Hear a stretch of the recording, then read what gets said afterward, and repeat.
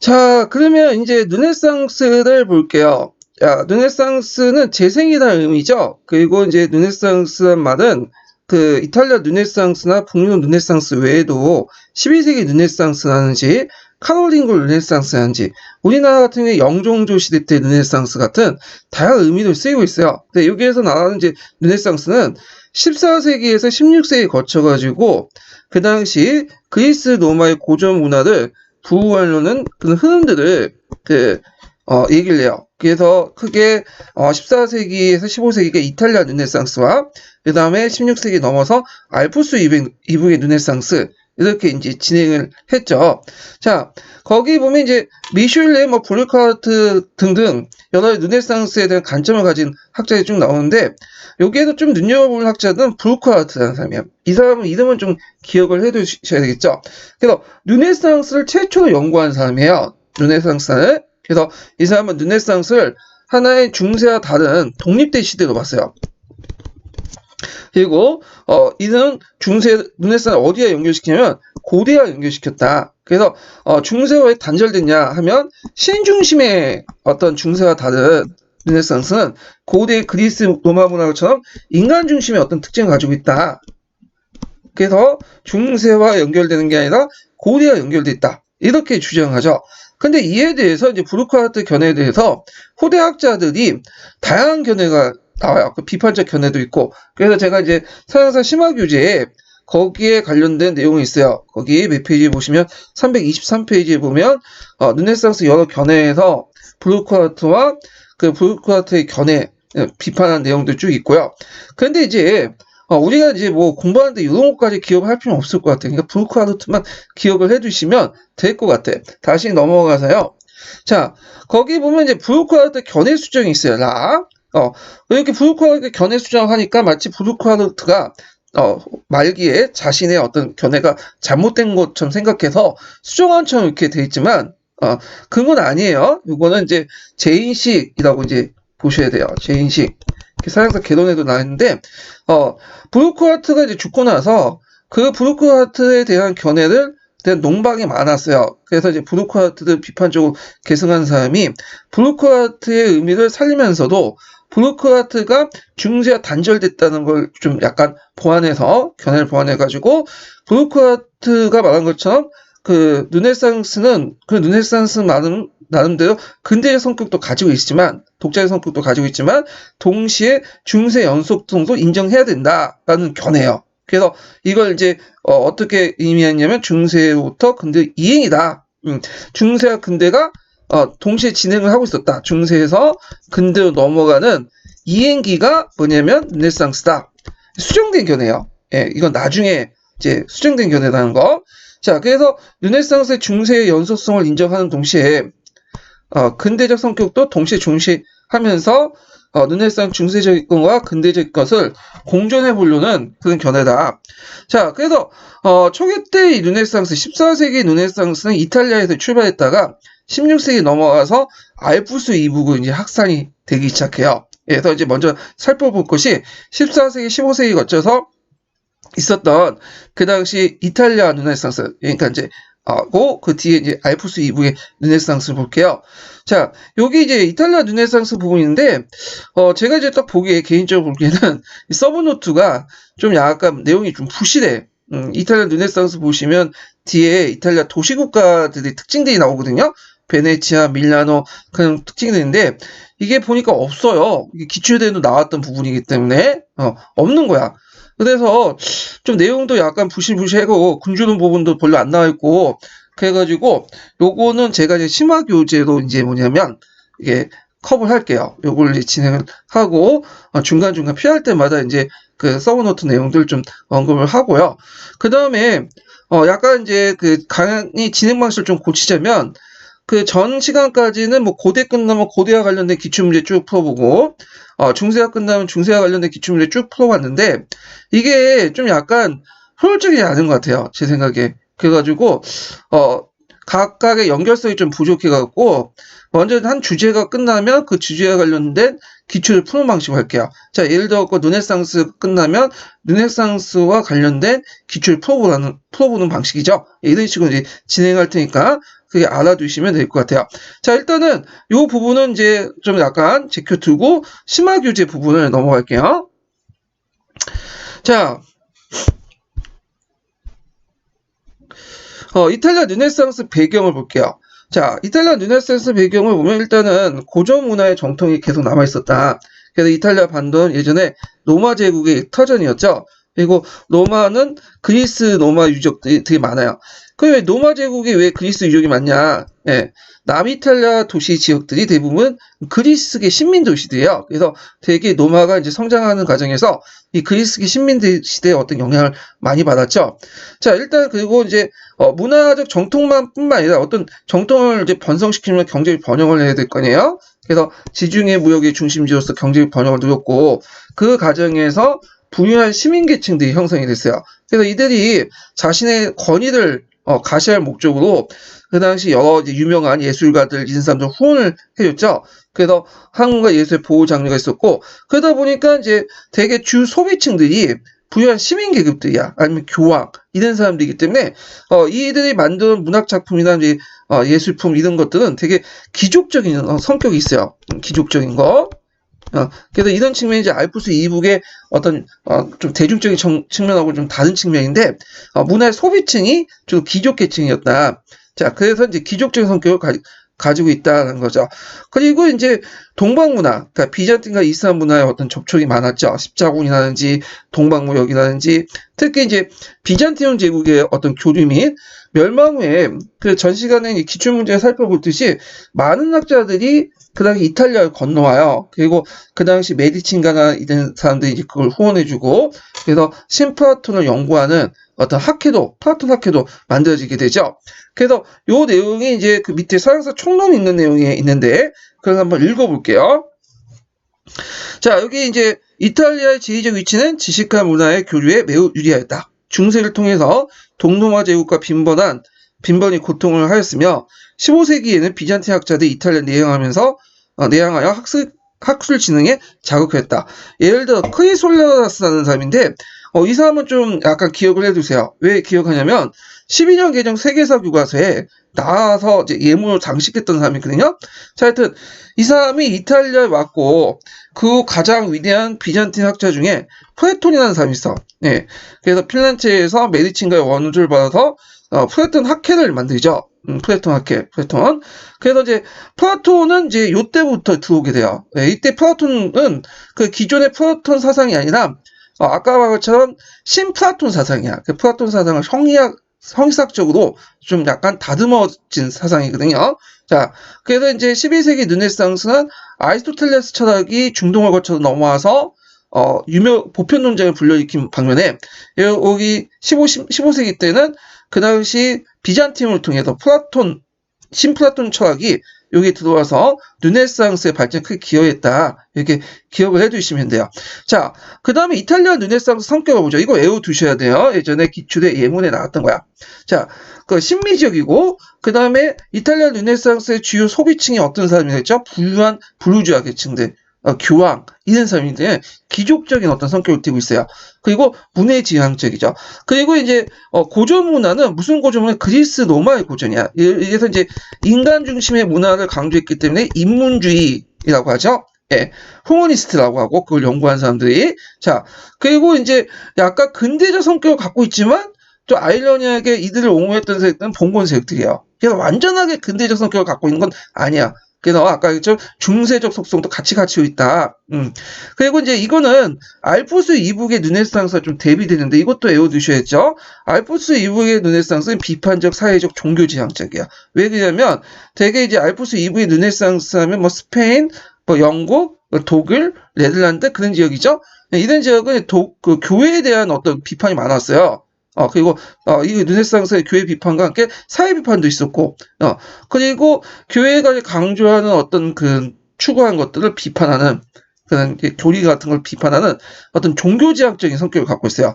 그래서 교회가 이제 스콜라 철학을 바탕으로 해서 그 성경을 해석했잖아요. 근데 이 양반이 원시 기독교를 바탕으로 고조를 바탕으로 뭐냐면 종교적 해석을 하기 시작해요. 이런 것들이 나중에 이제 교부 철학 있죠. 플라톤을 중심한 교부 철학, 원시 기독교 철학들이 다시 재해석되면서 나중에 종교개혁에 영향을 준다. 요거 좀 기억을 해두시면 돼요. 그래가지고 이탈리안 르네상스는 신미적, 기족적, 문해지향적이지만 알프스 이북의 르네상스는 비판적, 사회적, 종교진앙적이다. 요거 키워드 되게 이제 파악을 해두시고요. 자, 그 다음에 뒤에 넘어가서 여기 인문주의 있는데, 인문주의라는 건 고전 작품을 수립하고 정리하고 연구하는 기풍이다. 자, 인문주의라는 건 이때 고전 작품은 뭐죠? 그리스하고 로마의 고전이죠. 예. 그래서 이제 그리스 로마는 인간 중심적인 어떤 사고방식이 있어요. 그래서 이거는 종전의 어떤 중세시대 신중심의 사고방식과 다른 모습을 띠고 있죠. 그래서 이런 것들을 이제 연구학자들을 무슨 거라고 하냐면 인문주의자라고요. 그래서 인문주의와 인문주의 뭐냐 이걸 이제 굳이 다 알 필요는 없을 것 같아요. 여기까지 이제 너무 추상적이고 여러 가지 뭐 견해들이 있고 그래가지고 건너뛸게요. 이거는 자. 그럼 우리가 이제 알아야 할 것은 뭐냐? 인문주의자 중에 여러 사람들이 있죠. 그 그리스 로마 시대 고전을 연구해서 그 고대 문헌을 통해서 가장 정확한 의미를 찾고 거기서 인간 중심적인 어떤 사고 방식 이런 것들 발견해 갖고 종전의 신중심의 사고 방식을 깨는 이런 것들을 이제 하게 되는데 이때 이제 그 뭐냐면 큰 역할을 했던 사람이 보카치오라는 사람이 있어. 그래서 보카치오의 전후를 가지고 이제 인문주의와 어떤 특징들이 나눠지는데요. 뭐 굳이 그럴 것까지 이제 다 볼 필요 없지만 뭐 이런 게 있구나 하고 넘어가시면 될 것 같아요. 그러면 이제 개별적인 인문주의자들의 이제 내용을 이제 볼게요. 제 작품하고 자, 문학 작품을 볼게요. 문학에도 인문주의 영향을 받아서 내용과 형식에서 중세가 단절하지 못하지만 나름대로 근대적 모습도 이제 갖추고 있죠. 자, 그래서 이제 내용을 보면 좀 카톨릭적 요소가 많아요. 기독교 요소. 예. 그렇지만 이제 뭐 그 안에서도 인간적인 어떤 요소들이 같이 보이고 있어요. 그 다음에 기록할 때 특징이 뭐냐면 라틴어가 아니라 이탈리아 토속어를 사용했다. 그래서 속어가 이제 등장했다. 이탈리아 지역의 토속어. 이게 그럼 이탈리아어지 이탈리아 토속어냐 이렇게 하는데 오늘날 이탈리아어 표준어는 그 19세기 때 이탈리아 통일국가가 형성되고 나서 이게 만들어진 거고 그 당시에 이탈리아에서는 그 뭐 이탈리아인이라는 이제 개념도 없었고 이탈리아어라고 말하는 그런 언어들이 없었어요. 왜냐면 각 지역마다 방언들이 너무 강했어요. 그러니까 우리식으로 따지면 이제 그 중국에 가보면 그 북경어라든지 상하이어 그 다음에 강동어가 각각 다르잖아요. 예, 그래갖고 이탈리아 토속어라 해갖고 이제 이탈리아 지역의 그 지역에 사용했던 언어 이렇게 이제 이해를 하시면 돼요. 오늘날 이탈리아어가 아니라. 자, 그러면 최초의 근대인이라고 평가하는 사람이 누구냐? 이게 페트로르카예요. 이걸 좀 외워두세요. 이 사람이 최초의 근대인 페트로르카. 예. 그래서 이 페트로르카 관련된 사료를 제가 거기에다 이제 실어놨거든요.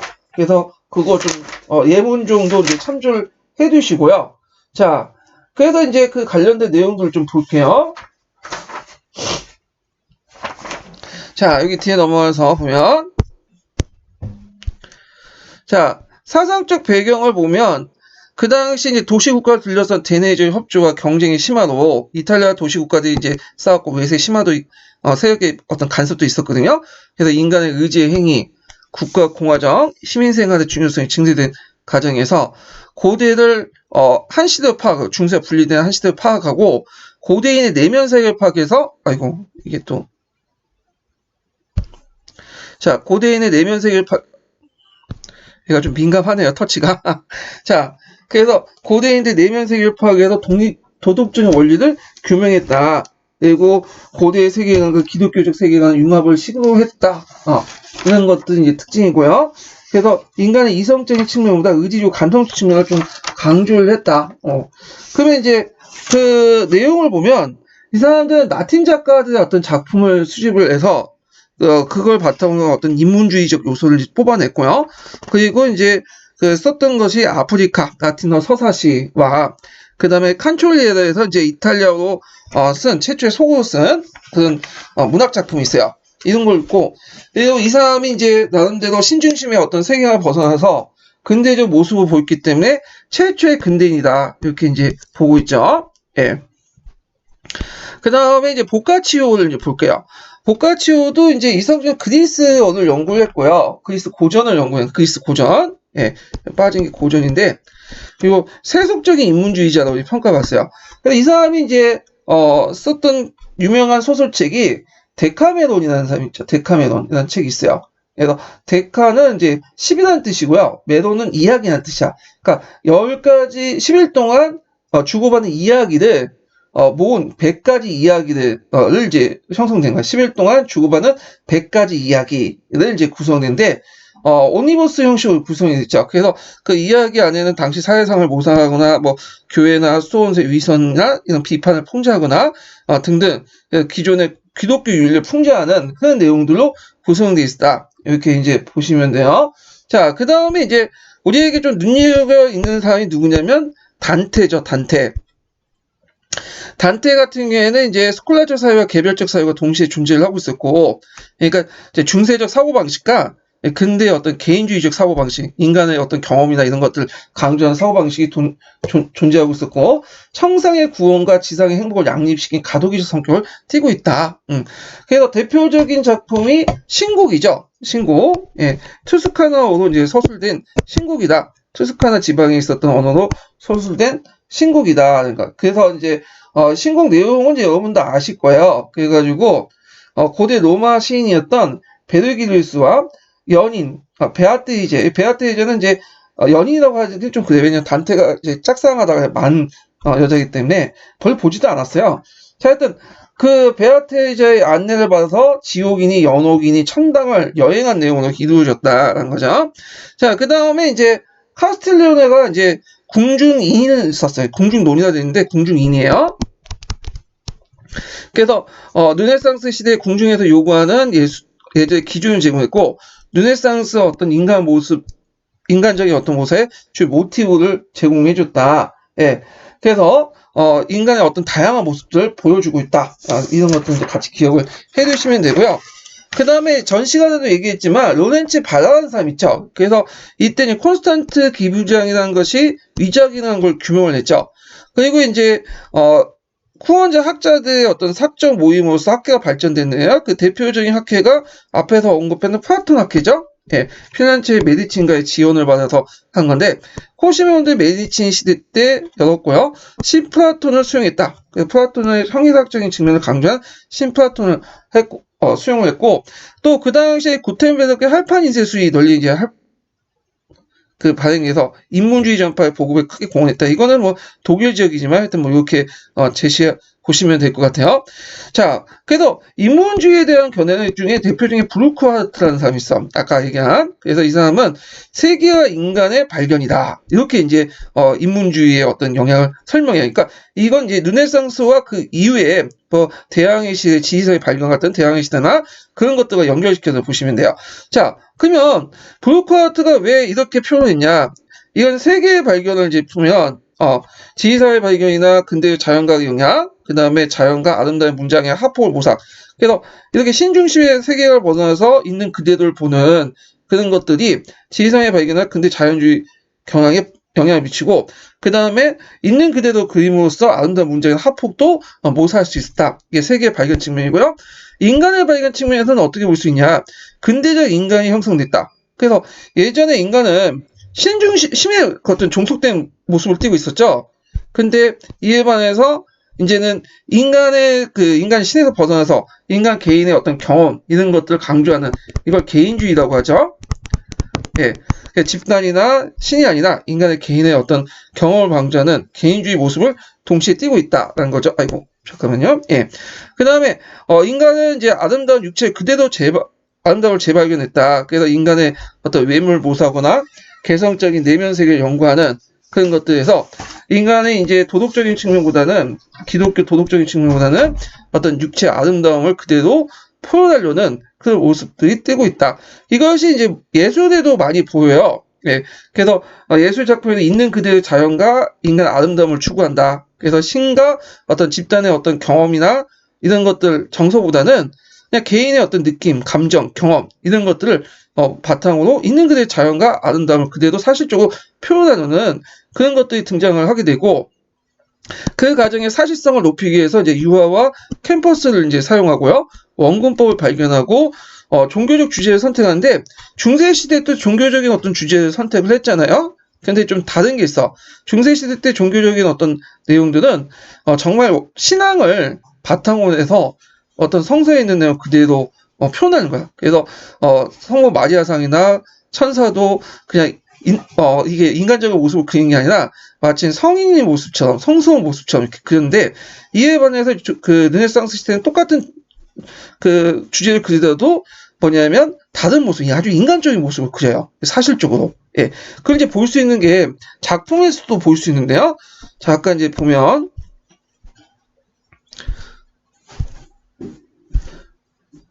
이게 여기가 작품이 요걸 보여드리네. 예.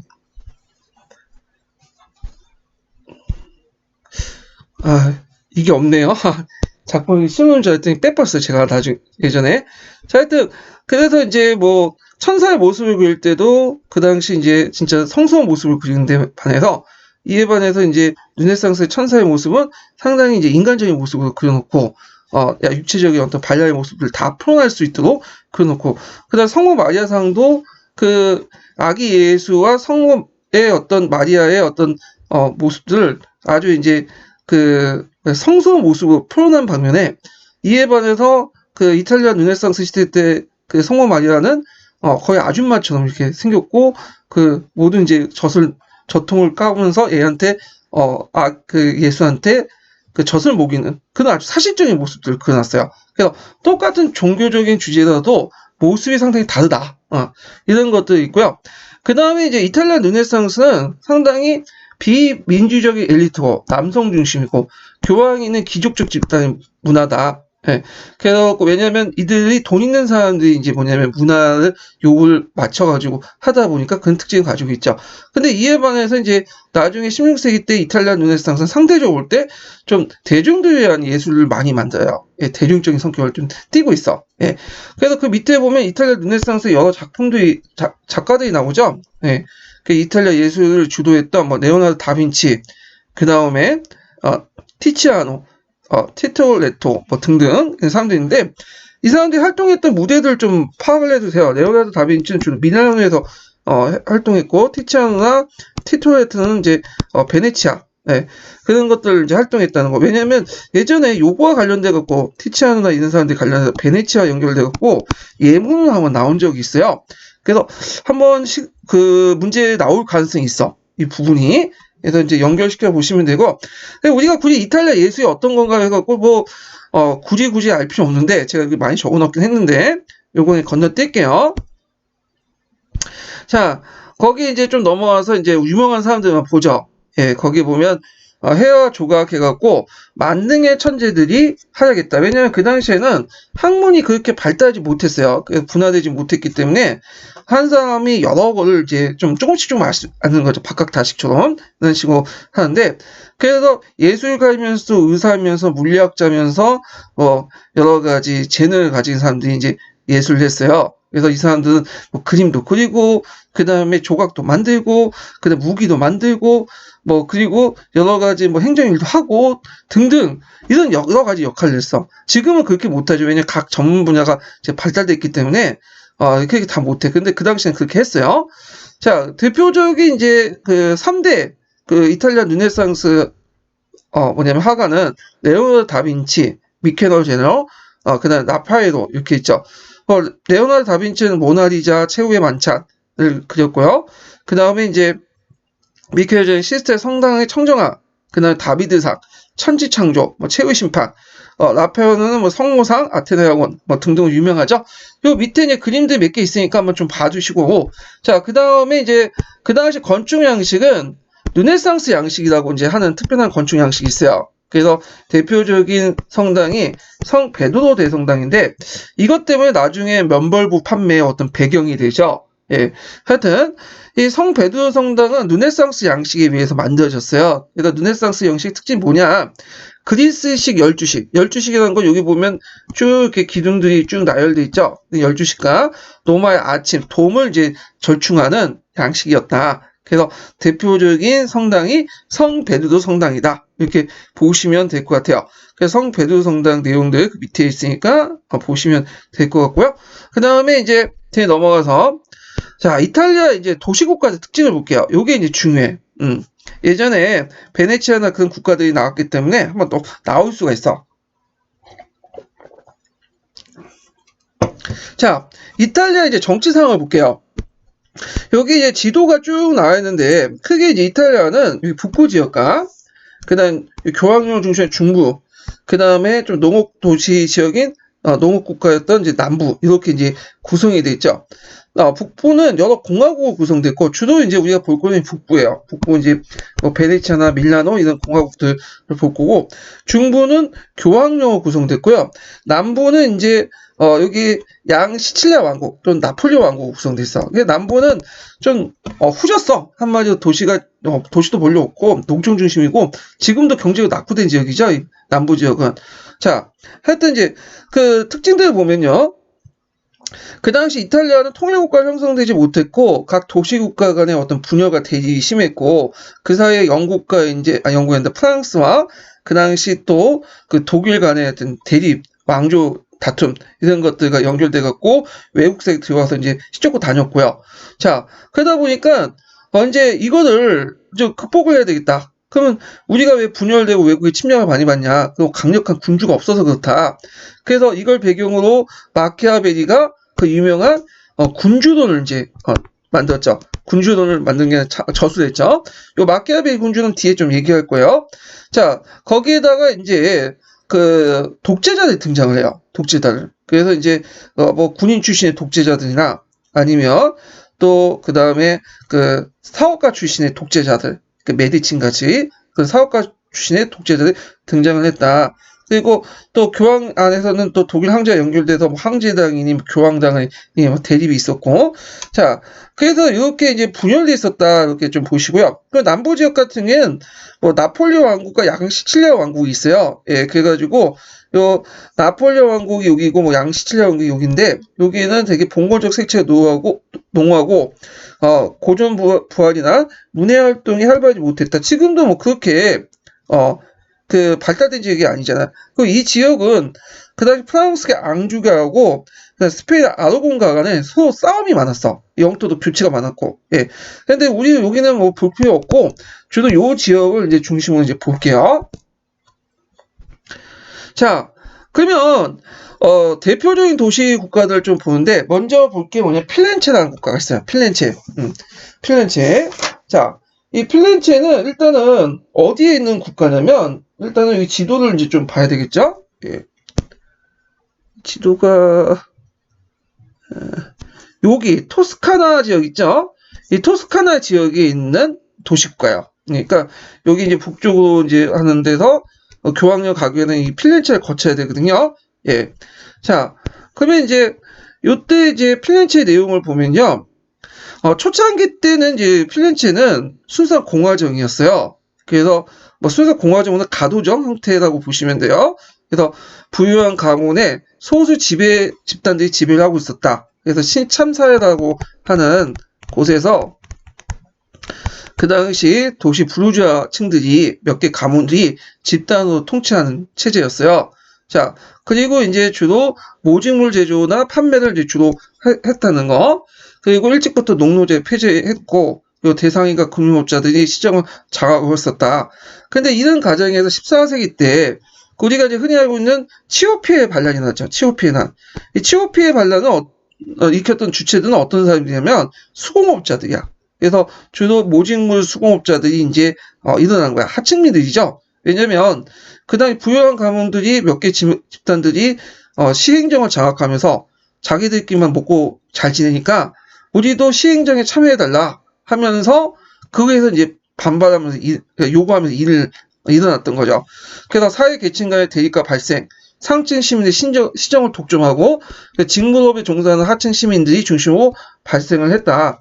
그래서 조합을 만들 권리와 시정에 참여를 요구했고 일시적으로 성공했어요. 네, 일시적으로. 예, 그렇지만 이제 시간이 지나면서 하층민들의 정치 참여는 이제 중상층들의 불안감을 조성을 해. 그래갖고 이제 이거 잘못하면 뭐 자팔로 가는 거 아니야? 사회주의로 가는 거 아니야? 이런 불안감을 조성하면서 강력한 지배자를 등장을 원하게 했고, 이때 이제 등장한 가문이 메디치인가요. 이 메디치인가는 그 중세시대 때 금융업으로 성공했던 집안이에요. 그래서 이제 돈이 많은 집안이야. 그리고 이제 각국의 또 혼인관계도 연결돼 있고, 그래서 겉으로는 공화적인 형태지만 실제로 메디치가 일당 독재, 일문 가군의 독재가 형성이 되죠. 그러니까 지금 우리가 북한을 보시면 알아요. 북한은 이제 공화정이잖아, 말로는. 예, 민주주의 인민공화국이라고 하죠. 근데 실제적으로는 3대가 지금 세습하고 있죠. 예, 그런 거와 비슷해. 그래서 15세기 때 메디치인가가 지배를 하게 되고 공화정 형태를 유지했으나 실제 전제군 주정을 전환했다. 그래서 이제 거기 보면 여러 이제 메디치인가의 지배자가 등장하죠. 그래서 코시모 메디치는 계몽군주로서 국부의 칭호를 받고 대 로렌츠가 있고, 그때 이제 피렌체가 제일 번영의 절정을 이뤘던 사람이고 시인과 문의 후원자를 지원했다. 자, 그리고 이제 여기에 좀 눈여겨볼 것이 피렌체 말기에 사보는 얼라라는 사람이 등장해요. 이 사람이 좀 약간 개팍한 4차원적 사람인데 신비주의를 내세웠던 거야. 신비주의라는 거는 예전에 설명한 것처럼 교회를 거치지 않고 내면을 통해서, 직관을 통해서 인간과 신의 어떤 연결을 강조하는 그런 사람들 의미하죠. 그래서 이 사보노라는 신정주의에 입각한 개혁을 추구하고 잠시 이제 메디치인가를 물리치고 나서 그 시정을 장악한다, 그렇게 하죠. 그렇지만 프랑스 사울 8세의 친구를 받고요. 다시 추방한 후에 메디치인가가 다시 재집권해요. 그때 메디치인가가 이제 이걸 이제 그 부근의 토스카나 지역 옆이니까 토스카나 공화국으로 이름을 명칭을 바꿨다, 이렇게 보시면 돼요. 자, 베네치아를 보죠. 베네치아는 위치적으로 볼 때 어디에 있어요? 네, 아드리아 연안에 있는 국가죠. 그래가지고 이 베네치아가 이제 이탈리아 반도에 있으면, 지를 보고 있는데 여기 있는 거야. 여기. 그래서 이쪽 부분이 이제 그 달마치아 해안 부분에서 유고슬라비아 지역까지 있는데, 이 베네치아는 요 본국 외에도 주변에 그 당시 그 달마치아 연안 부근이나 그런 지역에 그래서 신민도시 지역이 있어요. 신민도시 지역이. 예. 그래서 이렇게 이제 있었던 게 베네치아다. 베네치아는 다른 국가에 비해서 상당히 정치적으로 안정돼 있었어요. 혼합 정치 체제였고, 그 이제 정치 구조는 군주제, 가두제, 민주제 이런 세 가지 요소들이 동시에 존재를 하고 있었어요. 그래서 가두적 공화국 형태였다. 그러면 이제 권력 구조를 볼게요. 권력 구조가 예전에 한번 시험 문제 나왔거든요. 그래서 이제 보통 종신적인 총통 통치가 있어. 그래서 이걸 볼 때 이제 통령이 통치를 하는데, 이 통령은 집권하자마자 뭐냐면 한번 집권하면 죽을 때까지 하는 거야. 예. 그래서 있는데, 이걸 볼 때 이 통령의 역할은 좀 왕의 역할과 비슷해요. 왕의 역할. 그렇지만 또 그걸 견제하는 그 기관도 있어요. 자, 그 대의라고 갖고 최고 입법기관, 법률 심의를 집행하는 기관이 있고요. 그 다음에 행정 집행기관으로서 원로원이 있어요. 그래서 이 두 기관은 이제 민주적인 어떤 모습을 띠고 있죠. 그리고 이제 실권을 가지고 있는 기관이 있는데, 이게 11위원회야. 이거 좀 외워두세요. 이게 예전에 기출에 나왔던 공안위원회라고 하죠. 그래서 그 당시 이제 구귀족과 신귀족 간의 싸움 과정에 신귀족이 승리하면서 구귀족을 처벌하는 목적을 처음에 설치했다가 이제 나중에 최고 행정기관으로 연구가 됐던 건데, 그래서 이 신귀족 중에 재벌 정치 기관이다. 실권을 장악하고 있었다, 이렇게 보시면 돼요. 그래서 이때 이제 15세기 초에 파도바를 점령한 밀라노를 침입을 하고요. 그리고 노리 조약을 통해 롬바디아 평원의 동쪽을 차지하는 등 북부 이탈리아 도시에서 상당히 잘 나갔던 도시가 베네치아예요. 예, 그리고 지중해 무역을 주도를 했죠. 근데 이 베네치아의 특징이 뭐냐면, 고전 문화는 이런 연구는 좀 상대적으로 좀 덜 했어. 예, 주로 산업에 치중했죠. 산업에. 자, 그 다음에 이제 밀라노를 볼게요. 자, 밀라노는 이제 어디에 위치해 있는 국가냐면, 이 밀라노는, 이거는 이제 밀라노가 위치한 지역은 그 프랑스 쪽이야. 프랑스 쪽. 이렇게 이탈리아 반도가 있으면 요쪽 그 프랑스 국경 쪽에 위치한 지역이 밀라노예요. 밀라노. 예. 그래서 밀라노는 좀 약간 뭐냐면 누구하고 부닥치면 프랑스하고 좀 많이 부닥쳐요. 이 지역은. 자, 이 밀라노 같은 경우에는 그 르네상스 시기 때 전형적인 어떤 정치 과정을 겪게 돼요.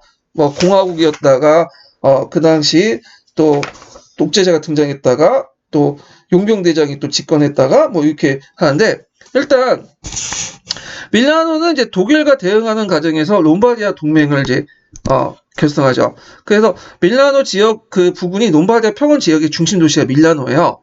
그래서 이제 항제국을 격파하는 등 여러 이제 중심 역할을 많이 하죠.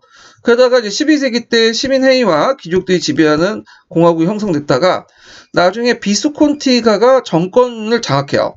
그러다가 이제 쫓겨나고 안부시아 공화국이 있다가 나중에 용병대장이었던 프란체스코 스포르자가 정권을 장악해요. 그래서 그 위에 이제 스포르자가 이제 계속 거기를 이제 장악을 하게 되죠.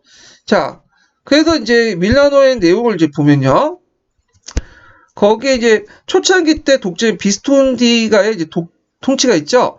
그래서 비스콘티가는 풍부한 재력을 바탕으로 유럽 군주들과 통원을 형성하고, 그때 정성기 때 왕이 장 갈레아초라는 사람이에요. 그래서 신성 로마 황제로부터 밀라노 공의 칭호를 받고, 그리고 제노아와 펠라라를 병합하여 북이탈리아 패권을 장악하고요. 잠깐 이제 이때 이후로 비스콘티가 이제 세력했다가 쫓겨나고 안브루시아 공화국이 수립됐다가 다시 이제 그 밑에 있는 용병대장이었던 코토 디아르가 그러니까 용병대장을 코토 디아르라고 하죠. 그 용병대장이 프란체스코 스포르자가 정권을 장악을 해요. 그래서 이제 스포르자를 중심으로 해갖고 스포르자가 계속 이제 통치를 하는데요. 자, 여기 뭐 스포르자, 그다음에 로드피콜 모롤, 그다음에 장가르츠 이렇게 이제 등등 있는데, 이 장가르츠는 그 앞에 비스코티의 장가르와츠와 다른 거예요. 예. 그래서 여기 좀 눈여겨볼 게 뭐냐면, 이들은 자신의 권위를 좀 살리려고, 왜냐면 이 사람들이 권력을 이제 쥐고 있어도 권위는 없잖아. 힘은 있지만, 예, 용병 가문이고, 그러다 보니까 자신의 권위를 제일 높은 게 뭐냐, 예술가 학자들을 초빙하는 거죠. 그래서 이때 레오나르도 다빈치가 여기에서 활동을 했다, 이렇게 좀 기억을 해두시면 될 것 같아요. 자, 교황령인데, 교황령은 그렇게 볼 건 없어요. 대표적인 교황들 몇 개 있죠. 뭐 그 알렉산더 6세라는 사람만 좀 기억을 좀 해두시면 돼요.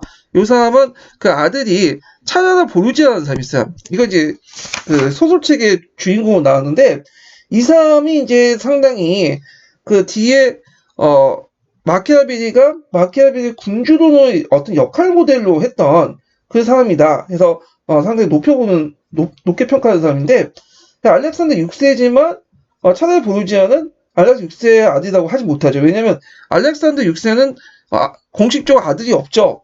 성직자가 어떻게 아들이 있어? 근데 이제 그 당시 교황은 여러 명의 첩을 뒀기 때문에 첩에서 낳은 자식이야. 그래서 조카라고 해요. 조카. 그렇지만 실제 아들이야. 예. 그래서 이 아들 차차 보르지아가 교황령 국가의 어떤 통일가업에 기초를 확립했다. 그 다음에 네오 10세 때 이제 뭐냐면 성 베드로 성당을 만들죠. 아까쯤에 이 성 베드로 성당을 만들기 위해서 독일 지역을 중심으로 해서 뭘 판매했죠? 그래서 면벌부를 판매했어요. 예, 요거. 그래서 이제 르네상스 시기 때 국가 형태의 특징을 보면 주로 이제 북부 이탈리아 도시 국가들이지만 특징이지만, 이탈리아 정치적 분열은 봉건적 분열이 아니라 근대 국가의 원형을 가진 개별적 독립국가다. 이게 무슨 말이냐면, 이탈리아는 여러 도시 국가나 뭐 이렇게 해서 분열돼 있었지만 그 국가 하나가 뭐냐, 중앙 집권화 국가야. 그러니까 춘추 시대 때 여러 국가 형태가 아니라 전국 시대 때 전국 칠흥의 모습을 띠고 있다고 보시면 돼요. 예. 그래서 이런 하나하나가 어떤 근대 국가의 원형을 띠고 있었다. 예. 그래서 이렇게 이제 좀 기억을 해 두시면 될 것 같아요. 예. 그래서 국가의 특징은 이렇게 이제 파악을 해 두시면 될 것 같고요. 요거 좀 약간 잘못된 게, 이탈리아가 강력한 전제 통일 국가를 형성하지 못한 거예요. 자, 그래서 이탈리아가 강력한 전제적 통일 국가를 형성하지 못했지만 개별 국가 하나가 근대적 국가의 원형을 띠고 있었다. 이렇게 보면 되고요. 자, 그 다음에 국가의 이성 및 이제 국가의 이성이라는 것은 주권의 원리와 관련돼 있죠. 주권. 그래서 이제 자연법에 의해서 이제 그 국가가 치고하는 어떤 목적성, 이런 것들 얘기죠. 그래서 국가의 행위 자체가 어떤 그 이유와 이성을 가지고 있기 때문에 국민은 이게 다 따라야 된다. 그리고 그 하나가 이제 뭐냐면 주권의 어떤 모습을 구체화됐다. 이렇게 얘기를 하는 거고, 그 다음에 세력 균형의 원리, 적절하게 이제 이해관계를 균형해서 상호 관계를 통해 재조정하는 그런 모습을 띠고 있고요. 그 다음에 이제 그 당시에 또 그 새로운 유형의 지배자가 등장했는데 이거는 전제군주 시대라고요. 예, 그래서 이때 15세기 때 전제군주 이 시기를 이제 캐트 로체토 시대라고 15세기를 이제 이탈리아어로 이제 그 얘기를 하고요. 전제군주가 나타난 시대를 캐투로 로체드 15세기 정도의 시대를 얘기하는데요. 요 시대를 얘기한다. 예. 그래서 요때 군주상들은 뭐냐면 재능과 현실적 타산을 강조하고 종교적 윤리적 규범을 무시하고 음모, 모략, 암살, 독사를 사용하고 용병에 의존하고 법을 초월한 초월적 자체로서 존재로서 목적을 위해서는 수단과 방법을 가리지 않는다. 어디서 많이 봤죠? 그렇죠. 마키아벨리죠. 그래서 마키아벨리의 군주론은 마키아벨리가 창조한 내용이 아니라 그 당시의 군주상을 얘기하는 거야. 15세기 때 그 전제 군주상. 그러니까 15세기 캐트로제토 시대 때 전제 군주상을 얘기한 거다. 또 그들은 또 한편으로 자신의 권위를 나타나기 위해서 여러 이제 문예와 학문의 예호가들을 이제 학문을 보호해주고 보호자 역할을 해줬다. 후원자 역할을 해줬다. 자, 그래서 이제 그들을 통해서 명성을 유지하고 이렇게 했죠. 대표적인 사람 밀라노의 스프로자, 피렌체의 메디친가, 그리고 아까 제가 언급했던 차자라 보르지아. 그래서 차자라 보르지아는 마키아벨리의 군주론의 어떤 모델이 됐다. 이렇게 보시면 돼요. 자, 그러면 마키아벨리의 군주론 보자. 이게 아마 나올 가능성이 많아요. 수능에도 자주 언급되는 부분이기 때문에 상당히 유명하죠. 마키아벨리 군주론을 볼게요. 자, 이 마키아벨리의 군주론은 마키아벨리가 뭐 군주라는 모습을 이상적인 군주 모습을 창시한 게 아니라 그 당시 앞에서 언급했던 여러 독재자의 모습들을 뭐냐면 이론적으로 정리했다. 그래서 15세기 이탈리아 시대, 그러니까 캐트로제트 시대를 잘 표현하고 있다. 예. 그래서 이제 이 사람이 쓴 유명한 군주 그 제 원칙은 정치를 종교나 윤리로부터 분리시킨 거야. 그래서 우리가 이제 종교나 윤리 입장을 볼 때는 이렇게 나쁜 건 행위라도 이 정치 자체를 볼 때는 상당히 좋은 행위가 있을 수 있다. 이렇게 이제 보고 있는 거죠. 그래서 이걸 마키아벨리즘이라고 이제 하잖아요. 그래도 이제 최근에 뭐 중국하고 우리나라 관계에서 볼 수 있어요. 우리나라 중국에서 이제 우한 폐렴이 이제 건너오니까 우리나라에선 그래도 중국을 받아들였잖아요. 중국인들 입국을. 근데 역수입된다고 하니까 이제 우리나라에서 이제 우한 폐렴이 널리 확산되니까 어떻게 거꾸로 차단을 시키잖아. 우리나라는 비난을 하죠. 이게 상호주의 원칙에 맞지 않다. 개인과 어떤 신뢰와 우정이 있는데 이거는 개인적인 윤리 측면에서는 맞는 말이야. 근데 국가 차원에서는 정치적으로 맞지 않는 거죠. 예. 왜냐하면 국가 입장에서는 국가의 어떤 최고의 어떤 이익을 추구하고 국민의 생명이나 이런 것들을 되게 강조해야 되는데 거기에 무슨 개인의 어떤 의리니 정의니 이런 것들이 통하겠어요? 예. 이거는 정치를 모아 분리시킨 거야. 종교 윤리부터 분리한 거야. 이거는 상당히 근대적 의미인 거죠. 그래서 이런 측면 볼 때 지금 정권은 좀 약간 제대로 못하는 것 같아요. 제 생각에는. 예, 외교나 뭐 이런 것들을. 자, 그래도 이제 이렇게 마키아벨리가 군주론에서 모사한 이런 것들을 이제 바탕으로 한 정치 철학 이름을 마키아벨리즘이라고 하죠. 이게 상당히 나중에 영향을 미치죠. 그래서 군주의 권위에 입각해서, 권위에 입각해서 통치의 지배의 원리를 강조하고 목적을 위해서는 수단과 방법을 가지지 않고 건물 순수를 이제 주장을 했다. 예. 그래서 당시에 전제군주의 어떤 유형을 발휘하고 잘 나타나고 있다. 자, 여기에서 이제 볼 수 있는 게 이제 그 유명한 말 있죠. 군주는 야수의 성질을 적당히 배울 필요가 있다. 야수 중에서 특히 여우와 사자에게 배워야 된다. 왜냐하면 사자는 책략의 올가미로부터 몸을 지킬 수 없고 여우는 늑대로부터 몸을 지킬 수 없기 때문이다. 올가미를 알아채는 것이 점에서 여우가 되어야 되며 늑대들을 깜짝 놀라가는 점에서 사자가 돼야 된다. 뭐 이렇게 이제 얘기를 하죠. 그래서 이걸 이제 훌륭한 군주와 연결시켜갖고 얘기하는. 여기서 모사한 그 내용도 보면 훌륭한 군주들은 뭐냐면 정치를 잘하는 사람이지 도덕과 윤리에 뛰어난 사람이 아니에요. 예. 그래서 이런 것들 볼 수가 있죠. 그러면 이제 이런 마키아벨리 군주론을 왜 제시했냐? 목적은 뭐냐? 이탈리아 통일을 달성한 군주의 춘을 기대한 거죠. 그만큼 이탈리아가 이제 주변으로 또 침략을 받고 분열돼 있었기 때문에 강력한 군주를 원했던 거죠. 그래서 그 배경을 보면 외부적으로 프랑스와 독일의 침입, 그래서 그 당시 프랑스하고 독일은 이탈리아 둘러싸고 서로 자존심 싸움을 했어요. 그래가지고 이제 그 당시 이탈리아 전쟁이 돼갖고 프랑스와 에스파냐, 독일이 이탈리아 무대로 벌인 전쟁인데 이 과정에 합스부르크가 가고 그 당시 또 발로아 왕조하고 이제 싸움이 일어나죠. 예. 자, 그 다음에 차가르 보르지아 같은 이상적인 군주상을 추구했죠. 이탈리아의 상처를 치유할 수 있는 뛰어난 군주의 추종과 이탈리아 통일 영혼을 담았다. 지금 입장 볼 때는 상당히 문제가 있는 책이지만 그 당시에는 나름대로 간절함이 배어있는 그런 책이죠. 자, 그래서 이 마키아벨리즘의 군주론은 좀 파악을 정확히 할 필요가 있어요. 예. 그 내용들 그 밑에 있으니까 좀 보시면 되고요. 자, 그래서 정착을 종교나 도덕과 관계없는 독자적 분야로 독립시키고, 그 다음에, 그 덕을 소유한 지배자는, 이때 덕이라는 것은 재능이에요. 예, 무능한 게 아니야. 지금처럼, 이상적인 소리만 짓거야 되는 게 아니라, 실제 문제를 해결할 수 있는 재능이야. 그래서, 가감하게 중국인들을 막을 수 있는 어떤 그런 것들이 필요한 것들인데, 지금 못하죠. 이거는 약간 인간적인 거는 좋을 수 있지만, 이게 국가 간의 관계는 이게 전혀 필요 없는 거라고 생각하거든요. 예. 하여튼 더 나가면 좀 문제가 있으니까 이제 넘어갈게요. 자, 하여튼, 덕을 소유한 지배자가 필요하고, 이때 덕이라는 것은, 그 재능이다. 실제 문제를 해결할 수 있는 능력이다. 그리고, 도덕적인 능력을 보지 않는다는 거죠. 이 덕이라는 것은 도덕적 능력을 의미한 게 아니에요. 그래서, 목적을 달성하기 위해서는 건물 순수와 악덕조차도 허용할 수 있다. 그래서 도덕과 종교 측면을 무시해도 된다. 이런 측면이죠. 자, 그래서 요 내용들 좀 보시고 요 관련된 예문도 같이 봐주시면 돼요. 자, 그 다음에 역사가는 그냥 넘어가고요.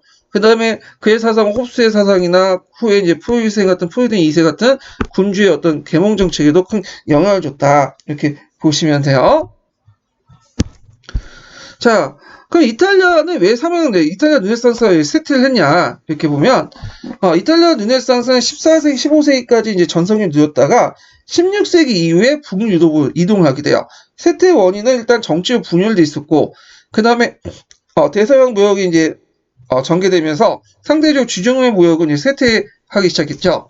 그리고 이탈리아 전쟁이 있어. 그래서 이제 이탈리아를 둘러싸고 프랑스, 에스파냐, 독일이 한판 지네들이 막 싸우게 돼요. 여기에서. 그래서 이탈리아 무대로 이제 벌인 전쟁인데, 이번에도 외국 열강대 간섭이 있었다는 거. 그래서 그때 이제 합스부르크와 발로아 왕자 대립 이런 것들과 연결시켜서 이제 이탈리아는 이렇게 외세의 침입을 많이 받았다는 거 이렇게 이제 보시면 될 것 같아요. 자, 그 다음에 이제 북유럽에 전파되죠. 그래서 이제 거기에 이탈리아 르네상스에 있었던 사람이 이제 경제 쇠퇴라든지 그다음 외세 침입, 분열 이거 견디지 못하고 많이 이제 북유럽 넘어왔어. 그러다 보니까 또 이제 인문주의자가 많이 넘어오니까 인문주의가 이제 전파되죠. 그래서 뒤에 이제 북유럽 르네상스 어떤 바탕이 됐고요. 그래서 등등. 자, 이거는 북유럽 르네상스 때 이제 좀 얘기를 하죠. 자, 그 다음에 이제 알포스 이브의 르네상스 넘어갈게요. 이 북방 르네상스 16세기죠.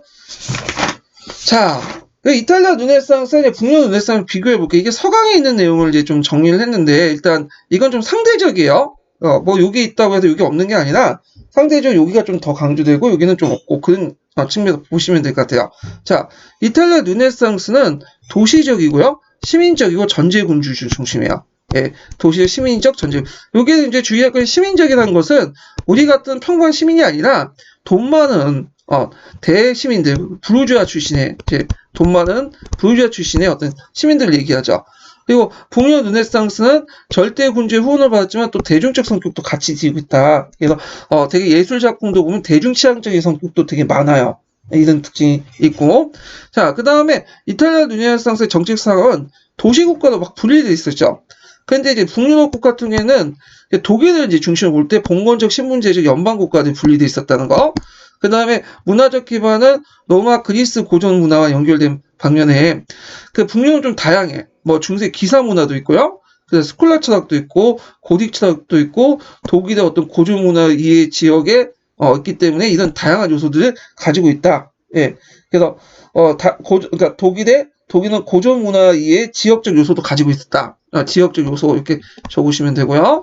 예. 그리고 뭐 여기다 더 추가하자면 뭐 고대 기독교 철학, 고대 기독교 생각, 원시 기독교 철학, 요것도 볼 수가 있죠. 예. 그래서 다양한 어떤 그 지적 풍토를 가지고 있다. 이렇게 보시면 돼요. 그 다음에 이제 고전 문화의 관점 보면 그 당시 고대 그 그리스가 노무했을 때 인간중심적 문화, 인문주의 어떤 부활, 모방에 열중한 방면에 여기에서 모방의 단계를 벗어나서 학구적인 비판을 갖고 있고요. 그 고대 그리스도와 고대 그리스도의 결합 시대를 보면 신플라톤 철학을 통해서 예전에 고대의 어떤 그 신플라톤 철학을 통해서 그리스도를 뭐 재해석하는 그런 흐름이 있는 반면에 여기에서는 아까 얘기한 원시 기독교 철학을 관련돼 있어요. 그래서 이것이 나중에 16세기 때 종교개혁이죠. 이건 뭐냐면 그 당시에 독일이나 이런 지역들이 교회 간섭이 많았어. 그래서 그러다 보니까 교회는 비판들이 일어났고 사회개혁적 어떤 성격을 띠고 있고 그러다 보니까 이제 이런 것들이 어떤 사상적 근원을 찾다 보니까 스콜라 철학 가지고는 설명 안 되니까 원시 기독교 철학을 좀 강조하는 그런 분위기가 등장해요. 그래서 원시 기독교 같은 경우에는 스콜라 철학은 인간의 이성을 강조했잖아요. 그래서 그 인간의 이성을 강조하다 보니까 그 이성의 대변자 교황이나 교회의 역할을 강조하거든요. 근데 이에 반해 원시 기독교 철학, 교부 철학 같은 경우에는 그 전 시간에도 얘기했지만 신의 의지의 예속성을 강조하거든요. 인간이라는 존재는 별로 중요하지 않고 인간의 의지가 신의 의지에 예속돼 있다. 이런 것들을 되게 강조하면서 이런 것들이 이제 나중에 교회를 부정하는 흐름이 나타나고 16세기 르네상스 종교개혁에 영향을 준다. 근데 아직까지는 그 북녘 르네상스 단계까지는요. 그렇다고 해서 뭐 교회를 부정하는 건 아니었어요. 그래서 그 교회 자체는 비판 움직임이었지만 나중에 이것이 이제 그들의 의도와 달리 종교개혁에 영향을 주고요. 그걸 이제 볼 수 있는 것이 에라스무스하고 뉴턴 간의 대립에서 볼 수가 있죠. 좀 뒤에 얘기를 하지만 자 그러면 뒤에 넘어가서 이제 특징을 볼게요. 자 특징은 아까 얘기한 것처럼 비판적이고 사회적이고 종교지향적이다. 그래가지고 심리적이고 귀족적이고 이런 문해지향적인 측면과 좀 다른 거죠. 이탈리아 르네상스와 달리. 그래서 원시 기독교 교전을 기반으로 했다. 아까 얘기했죠. 원시 기독교는 교부 철학, 스콜라 철학이 아니라 그 당시 그 플라톤 철학을 이제 기반을 한 거죠. 그래서 요 주요 내용을 보면 아우구스티누스 철학에서 보시면 돼요. 의지의 예속성. 인간의 의지는 신에 예속됐다. 인간의 운명은 이미 결정됐다. 이게 뭐예요? 그 인간의 운명이 미리 결정됐다는 갑자기 생각이 안 나네. 그 뭐였지? 칼뱅이 주장한 건데 그 예정설. 그리고 인간은 자유의지가 상실돼 있다. 그 나중에 이걸 이제 노예의지라고 이제 얘기하잖아요. 예.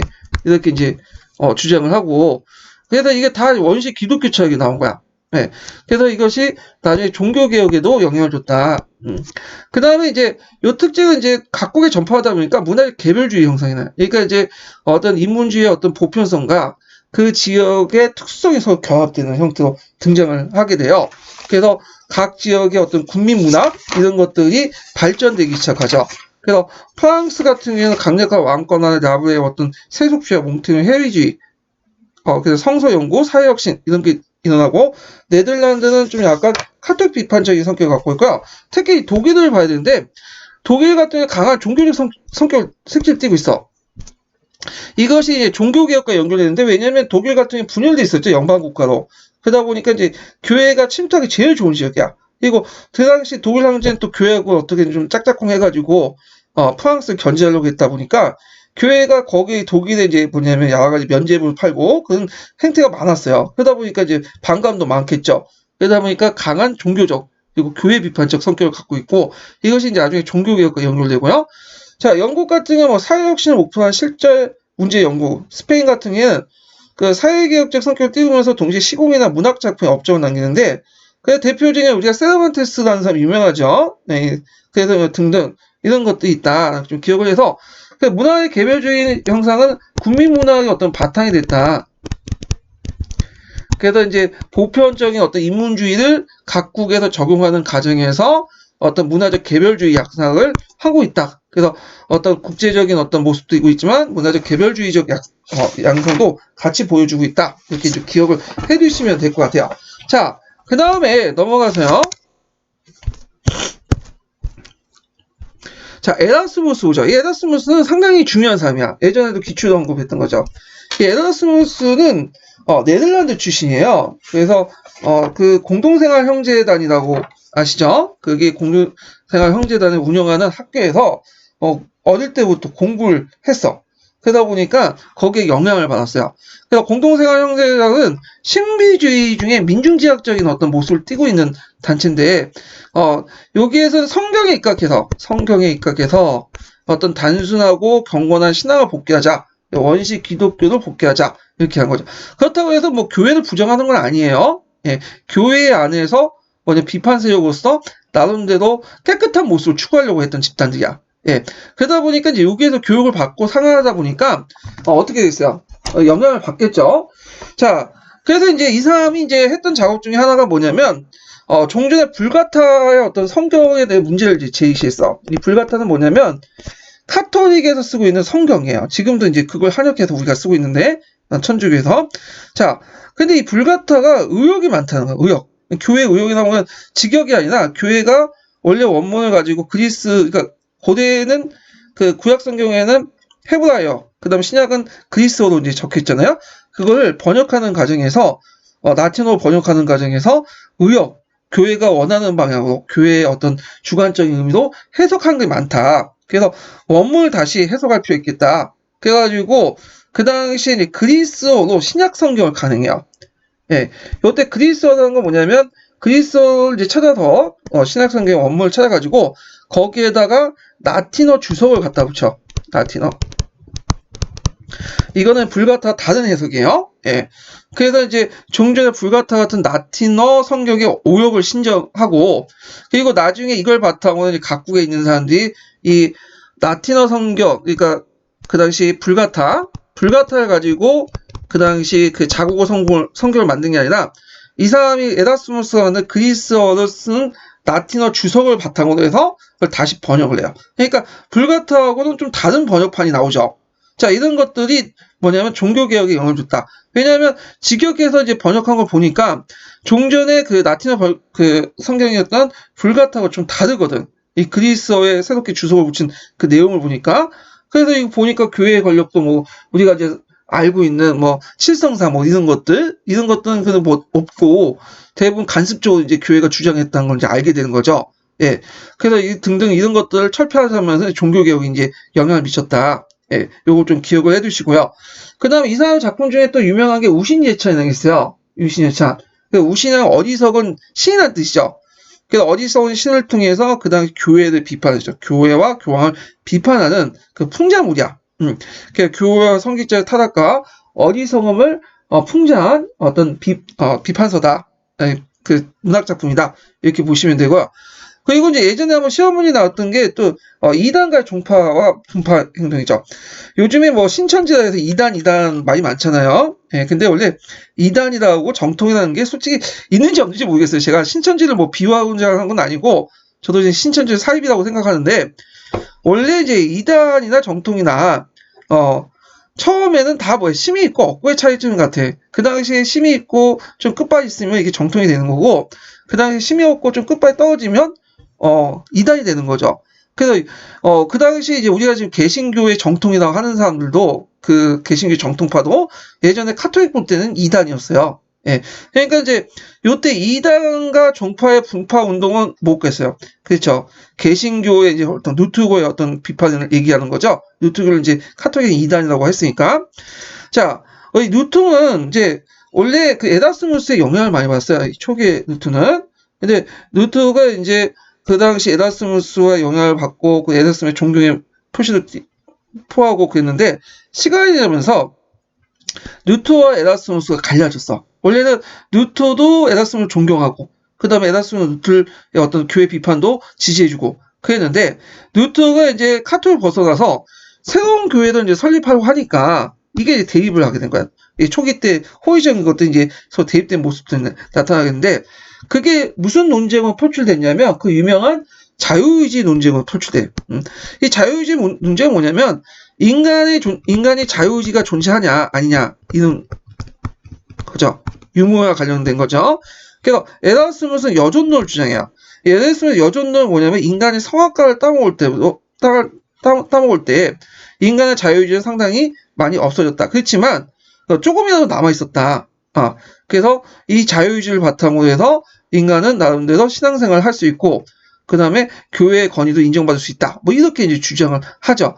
이 자유의지론, 그러니까 에라스무스의 여존론은 어디에 바탕으로 되냐면 스콜라 철학을 이제 바탕으로 하고 있죠. 인간과 신앙의 조화, 아퀴나스 이론을 바탕해서 인간의 이성을 좀 상대적으로 강조하는 부분이고, 루트의 노예의지론은 어떻게 해석하냐면 인간이 선악과를 따먹을 때부터 이미 뭐냐면 자유의지는 상실됐다. 그래서 신의 의지에 인간의 의지가 예속됐다. 어디에 많이 이제 들어본 소리예요. 저 아우구스티누스의 그 논리와 비슷하죠. 그래서 이거가 이제 원시 기독교 철학과 연결된다는 게 그거야. 그러면 이런 논리에 따르면 그 교회라는 거, 그 다음에 교황이라는 것도 다 인간들이죠. 그 인간들이 무슨 이성도 없고 이성에 의한 어떤 자유의지도 없는 상태에서 같은 인간들을 통치할 수 있냐? 뭐 하나님을 대면해갖고 그들의 성사를 베푸고 이런 걸 할 수 있냐? 다 거짓말이라는 거야. 자, 그래서 이제 이 에라스무스의 여존론과 루트의 노예의지론은 그 당시 스콜라 철학과 원시 기독교 철학의 어떤 밑바탕을 깔고 종교개혁의 방향 설정 이런 것과 또 연결돼 있다라는 걸 좀 같이 봐주시는 게 좋을 것 같아요. 그래서 그 관련된 내용을 제가 논문에서 한번 찾아서 이렇게 집어넣었어. 그래서 예전에 한번 기출에 언급됐던 보니까 이렇게 보시면 되고요. 그 다음에 라틴어 서한을 많이 남겼죠. 그래가지고 에라스무스가 당시에 지적 종교 중심의 역할을 수행했다. 그래서 에라스무스를 뭐라고 불렀냐면 무관의 재앙이다. 그래서 황제는 황제인데 무관이다. 그게 뭐예요? 그러니까 우리가 세속 군주처럼 이렇게 황제관을 쓰고 재앙의 역할을 하진 않았지만 지적인 어떤 세계관에서 정치적인 세계관에서 황제 역할을 했다. 그 당시 지식인들에게 그렇게 이제 별칭을 얻을 만큼 큰 영향을 줬어요. 그래서 의의를 보면 나중에 이제 그가 의도하지 않았지만 루터의 프로테스탄트 개혁 운동에 기반이 되었다. 이렇게 이제 보시면 돼요. 자, 그 외에도 이제 독일 같은 경우에는 노일리와 멜라니톤이라는 사람이 있죠. 그래서 원시 기독교에 관심을 갖고 지적 학문적 영역을 넘어서 종교개혁과 관련된 활동을 많이 했고요. 프랑스 같은 경우에 보면 이제 덴타푼이라는 사람이 있어. 그래서 이 사람은 이제 고전과 성경의 원전의 깊은 지식을 가지고 문화 서클을 조직하고요. 그리고 나중에 루터와 프로테스탄트 개혁에 영향을 줬고요. 그 다음에 이제 뭐 쭉쭉 있는데 여기 넘어가 영국에서 이제 좀 보죠. 영국 보면 토마스 모어라는 사람이 있어. 토마스 모어 유명하죠. 유토피아 쓴. 요번에 이제 유토피아 부분을 가지고 이제 자빠이니 어쩌니 얘기하는 사람도 있는데 참 기가 막히더라고요. 유토피아는 제가 중학교 1학년 때까지가 이제 전두환 시대였거든요. 예, 중학교 2학년이 전두환 물러나고 노태우 넘어갔던 시기인데, 그래서 노태우도 군사정권 아니에요? 국민학교 때부터 유토피아라는 얘기 들었어. 초등학교 때도 배웠고, 그 다음 중학교 세계사 교과서 나오더라고요. 예. 그러면 그 당시 전두환이나 뭐 노태우는 상당히 뭐냐면, 약간 구구잖아요? 뭐 구구라는 우익이잖아? 근데 이 시대도 막 유토피아도 배우고 그랬거든요? 그리고, 마르크의 사적 유물론이 어쩌고 그렇게 배웠죠? 그러면 유토피아와 사적 유물론을 배웠다고 해서 그걸, 아는 게 그걸 믿는 거예요? 네, 그 잘못된 거. 아는 거하고 믿는 건 다른 거죠? 사회주의도 아는 거하고 사회주의 지지하고 그걸 믿는 건 다른 거잖아? 근데 그걸 가지고 유토피아를 가지고 뭘 자빨이니 어쩌니 그딴 소리 하는 거 보면 좀 약간 좀 문제가 있는 것 같아. 자, 유토피아라는 말은 그 말 자체가 어디에도 없는 그 장소예요. 그래서 유토피아는 현실에도 없고 존재하지 않는 이상적인 사회를 모습을 하죠. 그래서 그걸 또 현실 사회를 비판하는 거고 이 사람이 최초의 뭐 공산적 사회주의자 이렇게 평가를 받고 있어요. 뭐 그래서 그런지 몰라도 이걸 자빨이라고 하는데 뭐 그 사람은 공산주의자라고 생각을 안 했겠죠. 그 뒤에 있는 사람들이 그렇게 해석하니까 문제가 된 거고. 그 다음에 플라톤의 국가론에 영향을 받았다고 그래요. 그 다음에 이제 영국 정치사에서 이제 헨리 8세와 이혼 문제에 반대했기 때문에 사형을 당하죠. 독실한 카톨릭 신자였다. 그렇지만 이제 교회 비판을 앞장섰다. 카톨릭 안에서 비판을 주장했죠. 예. 헨리 8세 이혼 문제는 나중에 좀 더 얘기를 할게요. 그래서 거기 이제 보면 유토피아 내용에 보면 유명한 말이 있어. 예, 그 첫 문장이죠. 가. 자, 그렇게도 온순하고 조금씩만 먹던 양들이 요즘에 지나치게 많이 먹고 또 사나워져서 가장하면 인간까지 다 먹어치우고 있다.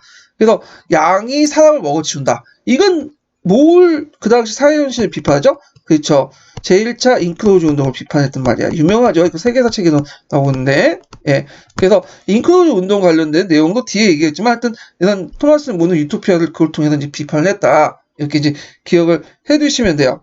자, 그래서 이제 이 사람이 생각한 것은 그 사회적 구성원들이 부를 공유하면서 공유죠. 아 이거 제가 오타가 많은데.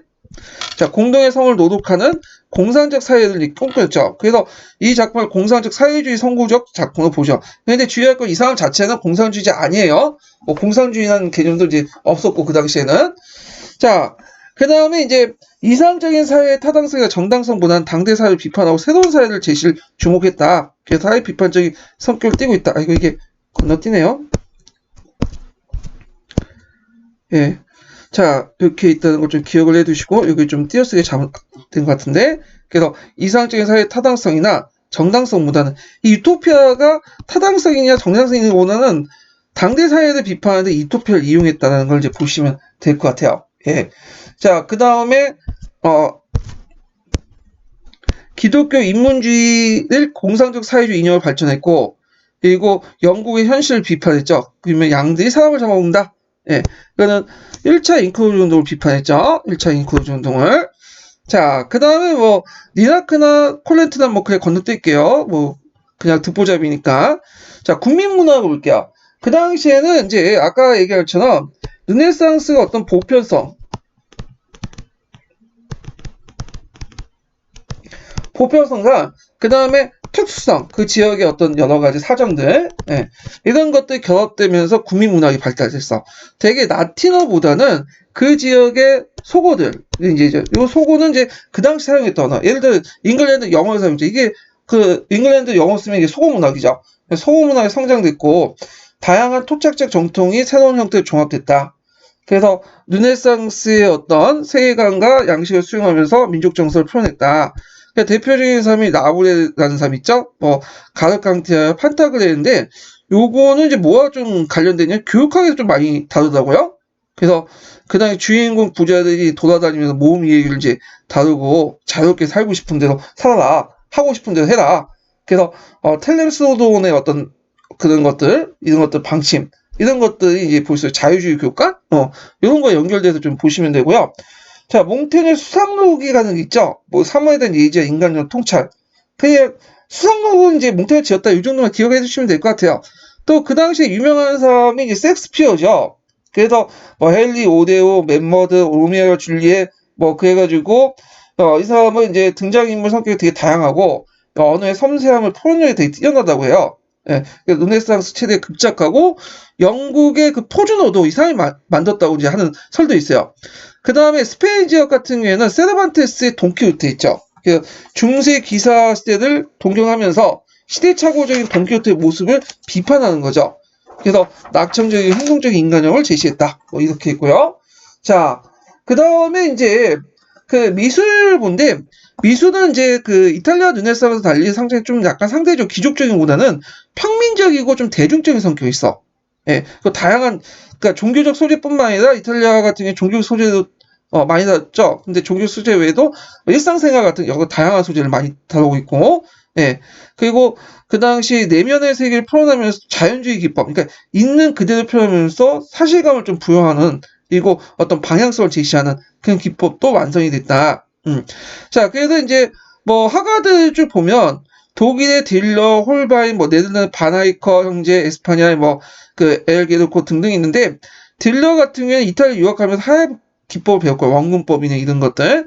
홀베이는 이제 다수의 초상화를 만들었고 그다음에 브루겐 같은 사람 마을의 풍속을 모사하고 도시적, 시민적 이런 것들을 이제 모사했다 등등 있는데 이때 뭐 유화도 사용했다 뭐 그 등등 있는데 요거는 뭐 그렇게 이런 거니 한번 넘어가시면 되고 그냥 전반적인 특징을 보시면 돼요.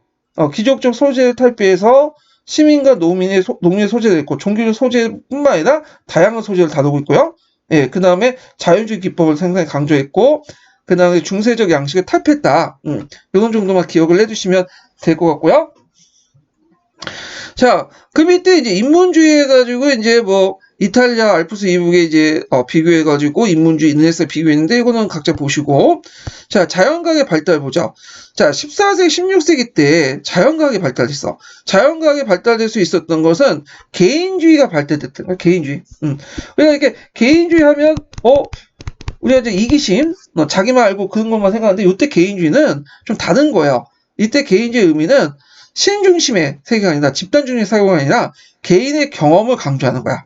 개인이 직접 보고 판단하는 거야. 어떤 이제 형이상학적인 어떤 관점이라든지 이런 것들을 배격하고 자기가 개인적 경험을 통해서 관찰을 통해서 보고 들은 것들 그대로 보는 거, 기록하고 이런 것들을 이제 강조하는 거야.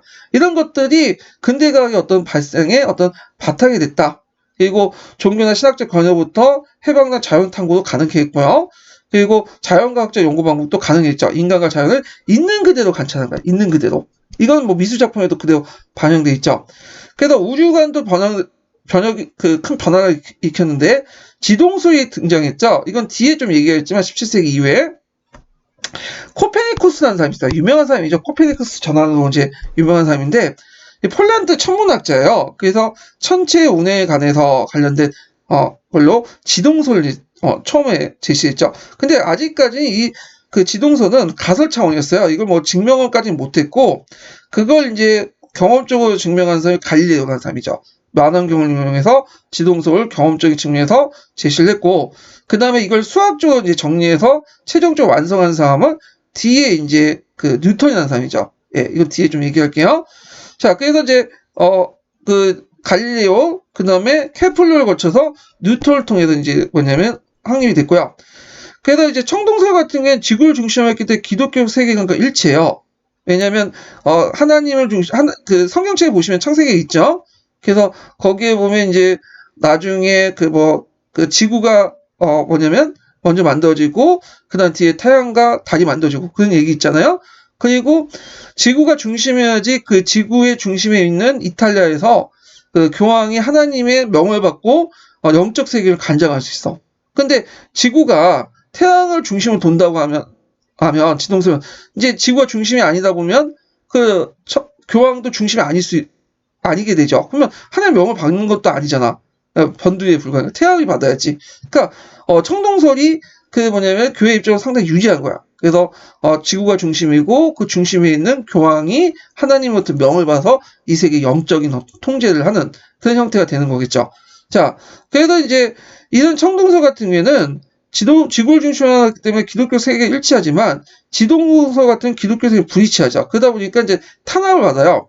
그래서 당대에 인정받지 못하다가 나중에 17세기 때 과학혁명 때 그때 뉴턴에 의해서 이제 뭐냐면 종전에 갈릴레오, 케플러, 이런 사람들의 업적을 바탕으로 해서 정리를 하면서 이제 인정받게 되죠. 예. 자, 그렇게 있고, 그 다음에 르네상스 시대 과학 발달이 이제 큰 유럽에 어떤 영향을 주는데, 이게 예전에 기출문제 나왔어요. 기억을 해두세요.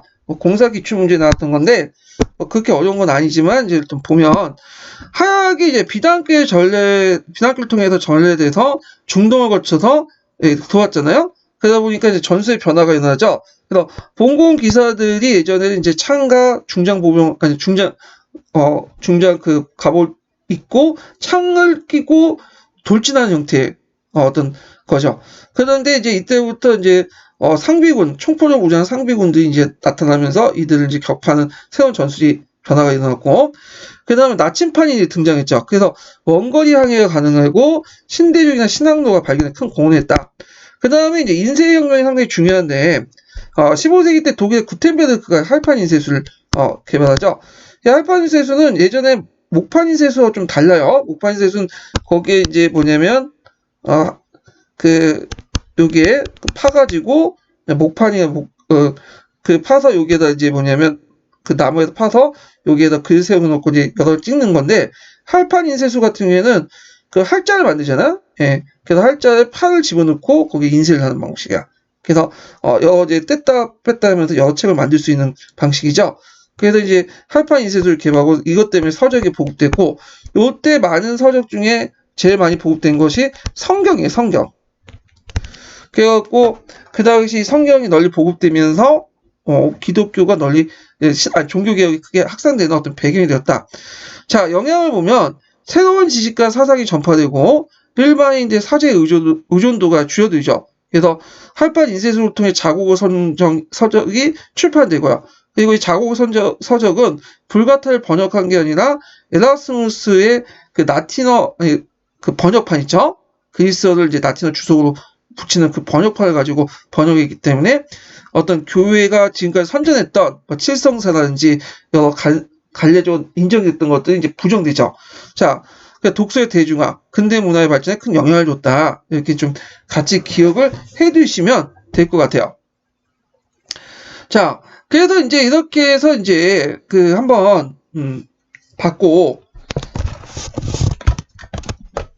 뒤에 이제 관련된 기출 문제를 한번 풀어볼까요? 잠깐만요. 이게 기출 문제를 제가 몇 시간 했는지 모르겠네. 이거 많이 떠도 됐네. 네, 일단 기출 문제 풀어볼게요. 예. 자, 1번을 볼게요. 예. 자, 유럽에서 인간 중심적이고 합리적 요소가 사상적 주류가 이루었던 시기를 연표에서 찾은 것은, 자, 여기에서 이제, 잠깐만요. 이게 360도 좀 회전하고 이제 얘기할게요.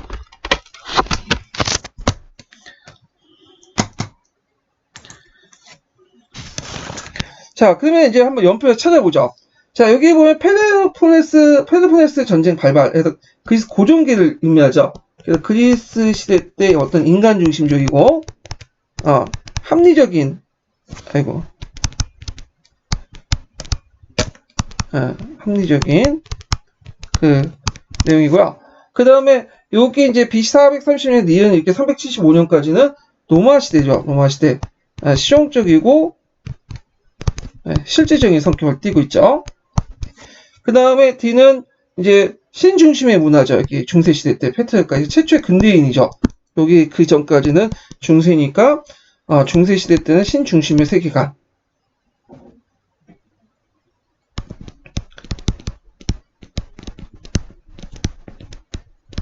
자, 이렇게 연결됐고요. 그 다음에 여기 이제 페트라카 이후니까 르네상스 시기죠. 그래서 이제 고대 그리스인들의 어떤 인문 중심적 어떤 특징을 가지고 있다. 예. 그래서 이제 딱 보면 여기에서 연결된 기획하고 어디 연결되죠? 네, 니을이 연결되죠. 그러니까 답이 2번이죠. 브루크아우트도 이제 처음에 전에 그 르네상스 연구할 때 이렇게 이제 중사 별개로 고대와 연결시켜서 이렇게 이제 그 르네상스를 연결했죠. 이렇게 좀 보시면 될 것 같고요. 그 다음에 2번 문제 들어가기 전에 서포트주 이제 사람들에게 이제 그걸 번호를 알려드려야 되는데, 서포트 번호는 32번이에요. 32번. 그래서 32번 적어주시면 될 것 같아요. 자, 그리고 나중에 검증받는 사람도, 인증받는 사람도 32번 제시해 주시면 될 것 같고요. 자, 그러면 2번 문제 볼게요. 2번 문제.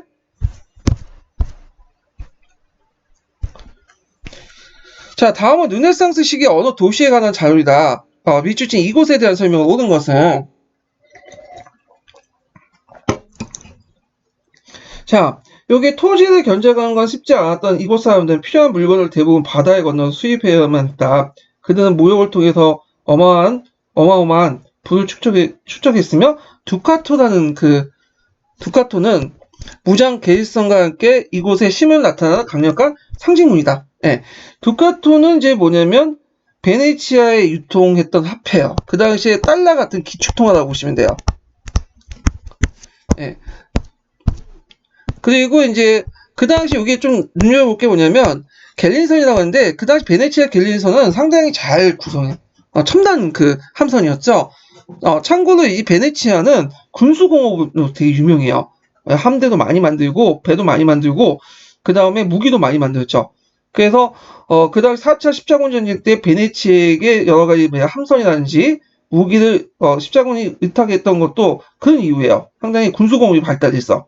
자, 그다음 티치아노, 조도존에, 티토레토 등등 하가들이 있는데 요 하가드의 출신은 어디냐? 베네치아요. 제가 강의 시간 때 지도 예술가들의 어떤 출신지 그 관련된 내용을 몇 개 좀 기억을 해두시라고 했죠. 여기에서 나왔던 것이 그것 때문이에요. 티치아노, 조도존에, 티토레트 뭐 등등.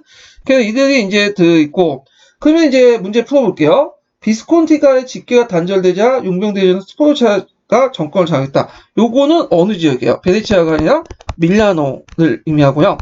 자, 이탈리아의 남부에서 봉건적 체제를 유지하면서 에스파냐 프랑스의 쟁탈 대상이 되었다. 요거는 이제 양시칠리아 왕국이에요. 양시칠리아.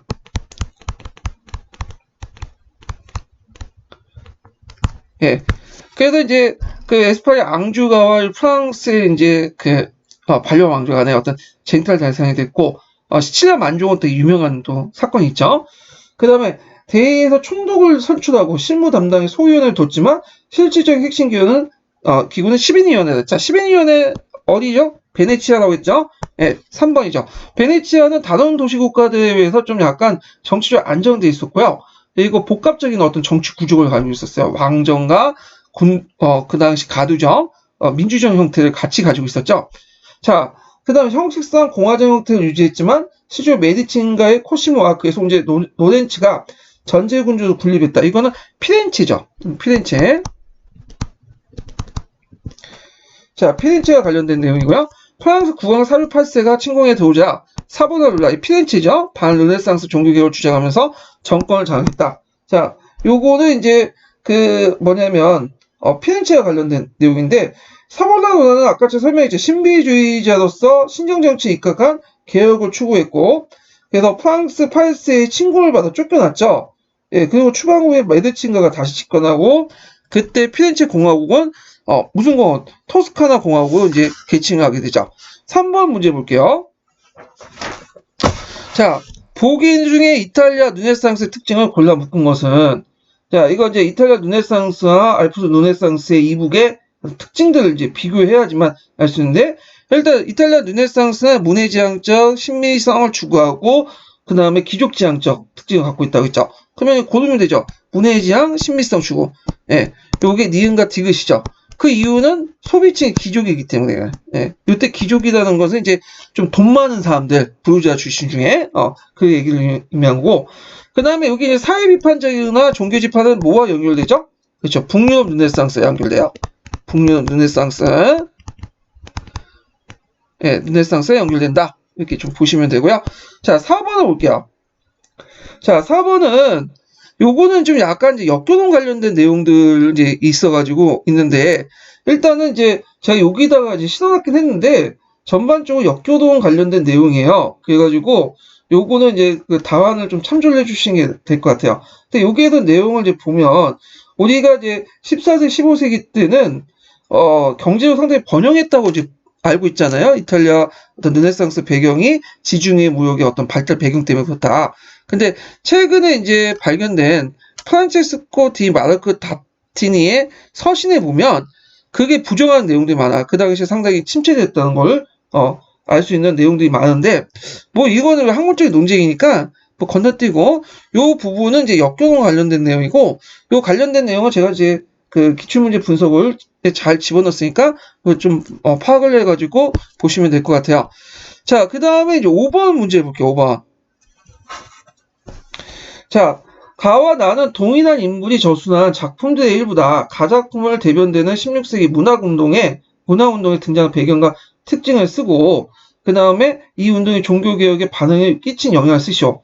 이 작품들은 저술한 인물들이 루트의 종교개혁에 대한 시장 입장과 변화 과정을 그 계기를 가와 나를 근거로 해서 쓰시오. 자, 가는 이제 뭐와 관련된 우신예찬과 관련된 거죠. 우신예찬. 그 다음에 여기는 자유위주론, 자유위지론, 여전론이라고 하죠.